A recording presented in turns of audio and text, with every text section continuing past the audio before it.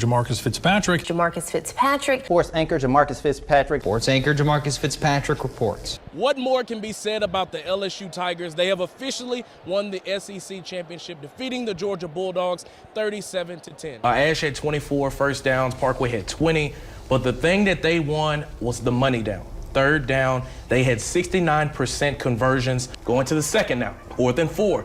Breeze, that's a catch and release. Call him Bass Pro. He finds Alvin Kamara for a 29-yard gain. Kamara had 119 total yards. Some breaking sports news just coming into the newsroom not too long ago. The LHSAA Executive Committee approved a plan for the return of high school football. The girls of Plainview and the girls of Hicks is going to be a big one, ladies and gentlemen, because Hicks has not lost a game this season. They are 24-0. The Smoothie King Center served as the home of former Pelicans head coach Alvin Gentry. But after being fired by the team last week, he will now have to look for a new home. Who would have thought that Saints and Sinners would come together in a football game? Tonight that happened as the New Orleans Saints faced the Raiders in Sin City. We now know LSU is getting ready for Mississippi State on September 26th. There is still no word on what LSU's fan capacity will look like. You know I've got to talk about that bad brother Blake McGehee. I mean, how much are you looking for him to step up tonight? And they're led by freshman sensation Zion Cormier, and she's an absolute baller, averaging 17 points per game. But they're going against a tough ETBU team that's 11-4. It's 3:30, and the Ash Trojans are game planning for an opponent. Offensive coordinator Ben McLaughlin calls a play in the huddle. Black, F flare, 618. Now rewind the clock to 12:40 and listen to this play call. X equals negative 16. It's actually not a play call. What is the X2? It's a math problem, and it's during his 6th period class.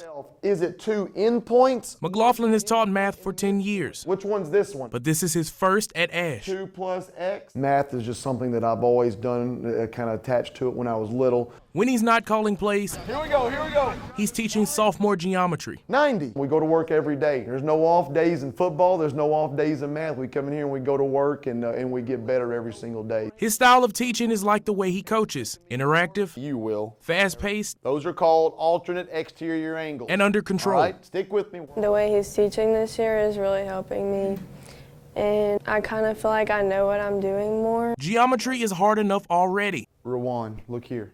D-E. but learning virtually in a pandemic is even harder. This year I've done really good in math. I've been making A's and B's and whatnot. I feel like he can connect to us more than most teachers can. He's also good at connecting with his players. Come on. Senior quarterback Judd Barton threw for 1,600 yards in 2019.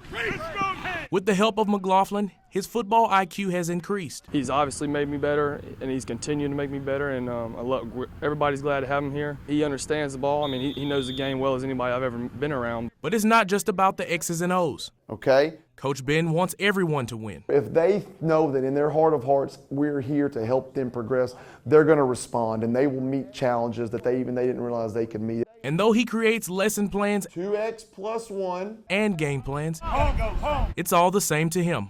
Hey, teaching and coaching, it goes hand in hand. Ready, hit. Every coach dreams of that perfect season. Hey man, you a tootie switch. For Mark Teague and his Bolton Bears, that came in 2019. It seems like everything was just falling in place. His team led the state in rushing yards and had its best record in 20 years with a 4-1 record. He even proposed to the love of his life. If there's anything perfect, it was as close to it could be as possible. In his 4 years at Bolton, 2019 came as the best year to date. But a date that he would not forget, October 1st, Teague had an appointment with his ear, nose, and throat doctor and received news that didn't come with a game plan. He said, the reason why I've called you back in is because your scan has revealed that you have cancer.